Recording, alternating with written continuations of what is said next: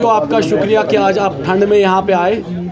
आज इम्पोर्टेंट विषय पे हमारे साथ जो बात करने के लिए मौजूद है पार्टी के spokes person Jammu Kashmir Bharatiya Janata party के अल्ताफ साहब। तो मेरे एक्सट्रीम जो लेफ़्ट साइड में बैठे हैं पार्टी के एडिशनल ऑफिस सेक्रेटरी कश्मीर जनाब शरिंदर सिंह साहब।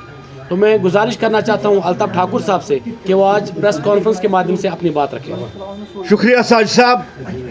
मेरे साथ मेरे बगल में हमारे ऑफिस के इंचार्ज श्री शरिंदर सिंह जी भी बैठे हैं और आप मीडिया के दोस्तों का भी मैं बहुत बहुत शुक्रिया अदा करता हूँ। ठंडी भी है और कश्मीर में आजकल ठंडी है और इस ठंडी हवा और डेलीवेजरों को लेके मुझे एक शेर याद आता है। फैज़ अहमद फैज़ का शेर है लबरेज आहूं से ठंडी हवाएं, उदासी में डूबी हुई है गठाई।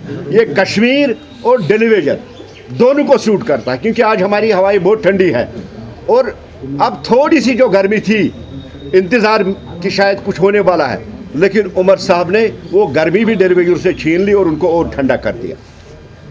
साथियों, जैसे कि जानते हैं कि कल हमारी यूटी गवर्नमेंट के चीफ मिनिस्टर उमर साहब ने 2026 और 2027 का जो बजट पेश किया, डायरेक्शन लेस है, विजन लेस है, कोई फ्यूचर रोड मैप नहीं है इस बजट में।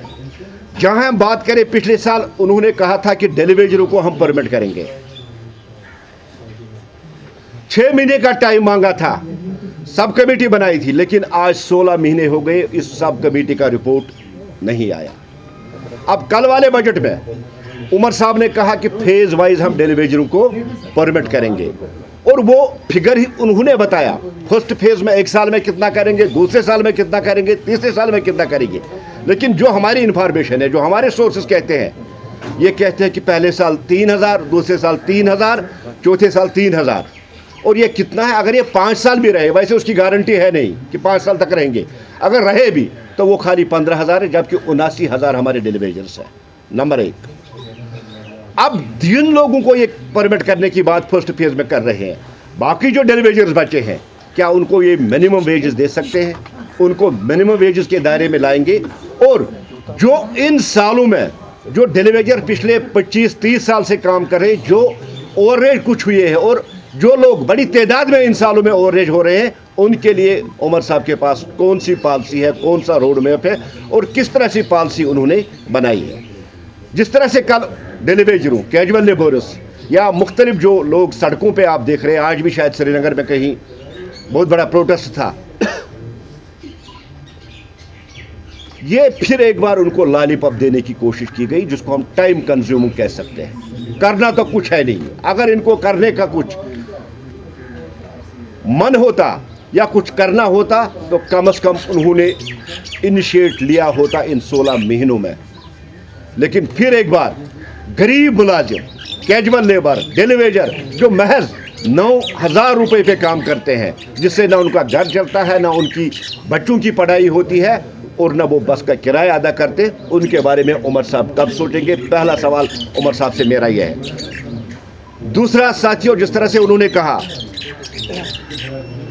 12 गैस सिलेंडर, जो पिछला वाला बजट है, जो उनका मैनिफेस्टो आया था, 12 सिलेंडर की बात उन्होंने कही थी और कल उमर साहब ने कहा 6 सिलेंडर, वो भी किनको?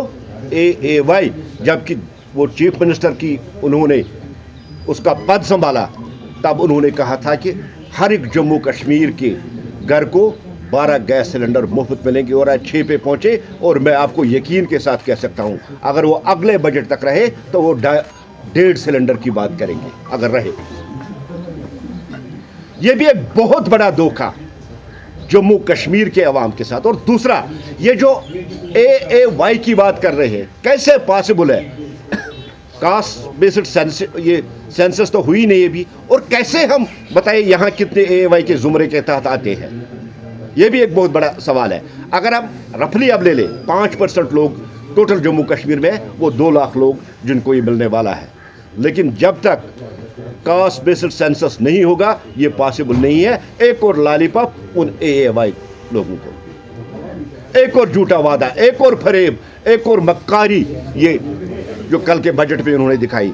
तीसरा, साथियों, मुफ्त बिजली की उन्होंने बात की थी, 200 यूनिट की बात की है। पहले तो कहा कि मीटर तवी और जहल में बहा दूंगा, उसके बाद उन्होंने कहा कि अब AAY को बिजली दी जाएगी, वहाँ भी सेम क्वेश्चन है। अभी सेंसस हुई नहीं है, किन को आप दे रहे हो और उनकी आबादी कितनी है। अब 200 यूनिट जो ये AAY देने उन लोगों को देने, उसको भी अब उन्होंने नकारा। अब क्या कह रहे हैं, वो सोलर पैनल लगा दे, और सोलर पैनल में 2 लाख रुपए लगता है।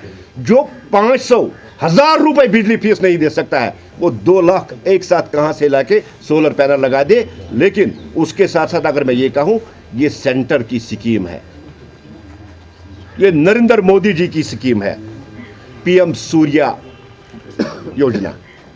यहां भी उन्होंने कॉपी पेस्ट इसको की है। मैं उमर साहब से पूछना चाहता हूं, कितने मजाक करोगे आप जम्मू कश्मीर के शहरियों के साथ। जब आप इलेक्शन लड़ी तो आपने मैनिफेस्टो में तो बहुत बड़े बड़े वादे, बहुत बड़ी बड़ी गारंटियां दी थी, लेकिन दूसरा साल आते आते 12 से 6 200 यूनिट में भी अब आपने इनकार ही कर दिया। अब उनको 2 लाख रुपए खर्च करने, सोलर पैनलिंग करनी है, तभी उन्हें AAY वालों को ये बिजली मिलेगी। इसी तरह से साथियों, कल उन्होंने एक बात की कि हम पूरा ध्यान अब लखपति दीदी को पे दे देंगे। ये लखपति दीदी स्कीम किसकी है? ये देश के प्रधानमंत्री नरेंद्र मोदी ने हमारी माँ बहन बेटियों उनकी अपलिफ्टमेंट के लिए स्कीम दी। तो आपके पास क्या है? आप जम्मू कश्मीर को क्या दे रहे हैं? आपने जम्मू कश्मीर के लोगों को क्या देना है? जो कल आप बजट आपने पेश किया, उसमें जम्मू कश्मीर के लोगों के लिए आपने क्या रखा है? अगर आप लखपति दीदी की बात करें, अगर आप PM सूर्य अगर योजना की बात कर रहे हैं, ये तो सेंटर की स्कीम है। आप बताइए ना, आप तो 12 से 6 पहुंचे और अगले साल तक अगर रहे आप 1.5 तक पहुंचेंगे। आप कितनी देर तक जम्मू कश्मीर के लोगों को ये झूठे वादे और इन फिसलाओगे झूठे वादों में। तीसरा सर, उन्होंने कहा था कि टूरिज्म, ट्राइबल टूरिज्म, याद है आपको 1 फरवरी को देश की होम मिनिस्टर, देश की फाइनेंस मिनिस्टर निर्मला सीतारमन जी ने बजट पेश किया। उन्होंने उसमें एडवेंचर टूरिज्म की बात की, जो हमारे जम्मू कश्मीर में, खासकर कश्मीर में, जिसके लिए बहुत बड़ा स्कोप है, क्योंकि यहाँ पहाड़ भी है, माउंटेन भी और स्नो पीक्स भी है, उसकी बात उन्होंने की। और उमर साहब ने कल वो उस बजट का वेट कर रहे थे, कल इसका नाम चेंज करके ट्राइबल टूरिज्म उसको रखा। और तो ये सब हर कोई जानता है, ट्राइबल तो पहाड़ों पे ही रहता है, और यहाँ भी उन्होंने कॉपी पेस्ट कर दिया है। जबकि उमर साहब, आप मुझे बताइए, आपकी दूध पथरी बंद है, आपके इतने जो टूरिस्ट डेस्टिनेशन है वो बंद है, उनके खोलने के लिए आपने क्या किया? और आप कह रहे हैं मैं टूरिज्म को बढ़ावा दूंगा। कैसे पॉसिबल है? किस तरह से पॉसिबल है? आप मुझे बताइए। आपने कहा यहाँ के कुछ हम टूरिज्म विलेजेस डेवलप करेंगे। आप तो इन हाउस बोट वालों की बात कीजिए, 940 टोटल रह गए हैं, उन पे तो बैन लगी हुई है, वो तो एक कील भी कहीं नहीं ठोक सकते। टूरिस्ट आएगा कहाँ, रहेगा कहाँ? और वो टूरिज्म विलेज अपने बिलोवाई MLA को आप देने वाले हैं। और जहां आपने खानियार में ये गेस्ट हाउसेस खुलवाए हैं, उनको तो आप खोलने नहीं देते। वहां आप कह रहे हैं कि अभी NOC लानी है, अभी ये करना, वहां तो वो बेचारे भी आज सड़कों पे आ रहे हैं। आप किस टूरिज्म की बात कर रहे हैं? आप दूध पत्री खुला नहीं सकते, आप यूसमर खुला नहीं सकते हैं, और आप कह रहे हैं कि मैं ट्राइबल टूरिज्म स्टार्ट करूंगा। और वो भी आपने सेंटर की इस बजट में जो निर्मला सीतारमन ने कहा था, उसकी आपने कॉपी की। मुझे आप बताइए, जम्मू कश्मीर के यूथ्स के लिए आपने क्या रखा है? जम्मू कश्मीर की माँ, बेटी, बहन, जिनको हम महिला कहते हैं, उनके के लिए क्या रखा है? जम्मू कश्मीर के किसानों, जम्मू कश्मीर के मजदूरों के लिए क्या आपने रखा है? उनके लिए कुछ रखा आपने बजट में? जिस तरह से CM साहब कहते हैं, मेरे पास कोई जादुई छड़ी नहीं है कि मैं ये कर सकता हूँ। CM साहब, आप खुद इतने निराश हैं, और निराश CM इस कौम को किस डायरेक्शन में ले सकता है? वो इस कौम को कौन सी डायरेक्शन ले सकता है? ये मेरा सवाल उमर साहब। जब खुद चीफ मिनिस्टर ही निराश है, इतनी फंडिंग होने के बाद, इस बार भी 1950 करोड़ ज़्यादा मिले हैं। आपने तो पिछले बजट में लेपस 10% करा दिया। आप करना नहीं चाहते हैं कुछ। और अगर आप निराश है, किस बात से निराश है? अगर आप निराश है, गमगीन है, तो आपको इस कुर्सी पर बैठने का कोई हक नहीं है। आप मुझे बताइए, एक निराश चीफ मिनिस्टर जम्मू कश्मीर के लोगों को कौन सी डायरेक्शन दे सकता है? यह है एक सवाल। दूसरा साथियों, जिस तरह से मुख्तलिफ इन्होंने कल बजट पे बातें की, वो तो ज़बानी खर्च बहुत था, हमने कल भी इस पे बात की, बहुत कुछ कहा, बड़ा उन्होंने बोला। लेकिन इस बजट में आम जो कश्मीरी है, आम जो जम्मू का शहरी है, खासकर मैं कश्मीर की बात करूं, उनके लिए क्या रखा आपने हार्टिकल्चर के लिए क्या रखा, आपने एग्रीकल्चर के लिए रखा।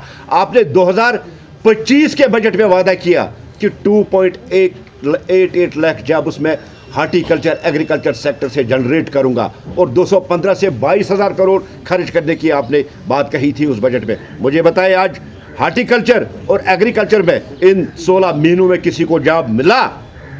आपने पिछली बार कहा था सेहत ऐप, वो सेहत ऐप मुझे बताइए, हम में से किसी को आज उस सेहत ऐप के जरिए डॉक्टर की अपॉइंटमेंट मिलती है? नहीं मिलती है। ये जो कल उमर साहब वाला बजट था, ये सारा जो बजट है, ये एक महज ज़बानी खर्च था जिसको हम आई वॉश कह सकते हैं। इसमें न तो यहाँ बिजनेस की कम्युनिटी के लिए कुछ था, न यहाँ के ट्रेडर्स के लिए था, यहाँ का रेड़े वाला जिनकी रेड़े आपने उठवा दी है उनके लिए भी कुछ नहीं था। ये कश्मीर का गरीब, कश्मीर का मजदूर, कश्मीर का किसान, कश्मीर का यूथ, कश्मीर की माँ, कश्मीर की बहन, कश्मीर की बेटी, उसके लिए आपने क्या रखा है? ये सिर्फ एक कॉपी पेस्ट था। सेंट्रल जो बजट हुआ 1 फरवरी को जो पार्लियामेंट में पेश किया गया, उसकी एक खाली कॉपी थी और कुछ नहीं था। यहां दूसरा, मैं पीडीपी से भी मुखातिब होना चाहता हूं। आज महबूबा जी की डिमांड है फ्रूट कॉरिडोर यहां बनाए जाए। मैं महबूबा जी से सवाल करना चाहता हूं, आप तो हड़ताल और प्रोटेस्ट कर रही हो, मुझे लगता है अब पीडीपी का नाम बदलना चाहिए। ये अब प्रोटेस्ट डेवलपिंग पार्टी है, ये पीपल्स डेमोक्रेटिक पार्टी नहीं रही। आप तो लोग डिमांड करते हैं ट्रेन आने के लिए ताकि कनेक्टिविटी बढ़े, उनका बिजनेस ज्यादा, आप उस पर हड़तालें करवाती, प्रोटेस्ट करती है। और आज आप फ्रूट कॉरिडोर की बात करें, वो मेवा कहां जाएगा, कहां से जाएगा, इस सवाल का जवाब मुझे महबूबा जी दे दे। ये भी तो एक बड़ा कंसर्न है। सेंट्रल गवर्नमेंट चाहती है जम्मू कश्मीर में डेवलपमेंट हो, जम्मू कश्मीर में तरक्की है और टूरिज्म बढ़े, और टूरिज्म सेक्टर के लिए ट्रेनें बहुत ज़्यादा इंपॉर्टेंस रखती है। आप उस पर हड़ताल करती हो और यहाँ से आप कह रही है कि हमें फ्रूट कॉरिडोर चाहिए। कहाँ से? वो जो मेवा यहाँ का है वो कहाँ पहुँचा, वो किस तरह से पहुँचाओगे आप? ये भी एक बहुत बड़ा क्वेश्चन है। साथियों, मैं लास्ट में यही कहूँगा, डायरेक्शन लेस, विजन लेस, कोई रोड मैप नहीं है इस बजट में। डेलीवेजर, कैजुअल लेबर, मजदूर, किसान, उनके लिए कुछ नहीं है। मैं जिस तरह से मैंने एक शेर से शुरू किया था, मैं अब एक शेर, शायद उसका भी आप अच्छी तरह से मतलब समझेंगे। फैज़ अहमद फैज़ का ही शेर है। मचलती है सीने में लाख आरज़ुएं, तड़पती है आंखों में लाख इल्तिजाए। हर एक कश्मीरी के आंख में आज इल्तिजा, आरज़ू जो हमें थी इस बजट के साथ, उन आरज़ू को कल उमर साहब ने मिलिया मेट कर दिया। कश्मीरियों के लिए, जम्मू के लोगों के लिए कुछ नहीं दिया। देखिए, मुझे लगता है कि 70 से ज़्यादा लोग वहाँ मारे गए मस्जिद में, और 150 से ज़्यादा जख्मी। क्योंकि पाकिस्तान बना किस पे? पहले हम इसको देखिए, पाकिस्तान का वजूद कहाँ से आया। पाकिस्तान का कंसेप्ट 1940 में आ गया। ये एक आर्टिफिशियल स्टेट है, ये कोई मुल्क नहीं है। और ये आर्टिफिशियल स्टेट अब अपनी रोजी रोटी किस पे कमाता है?